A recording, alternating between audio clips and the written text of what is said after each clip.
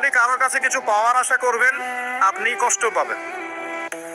যখনই কারোর কাছে কিছু পাওয়ার আশা করবেন, আপনি কষ্ট পাবেন। কারোর কাছে এত বেশি পাওয়ার আশা করবেন না। কার কাছে পাওয়ার আশা করবেন? আল্লাহর কাছে, যে আমি এই কাজটা করছি, আল্লাহ আমাকে পুরস্কার দিবে ইনশাআল্লাহ।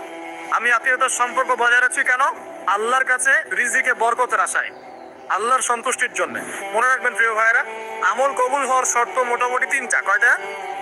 1 নাম্বার, আমলগুলো হতে হবে আল্লাহর সন্তুষ্টির জন্য। 1। 2 নাম্বার, আমলটা হতে হবে রাসূলুল্লাহ সাল্লাল্লাহু আলাইহি ওয়াসাল্লামের পদ্ধতিতে, অন্য কারো পদ্ধতিতে নয়।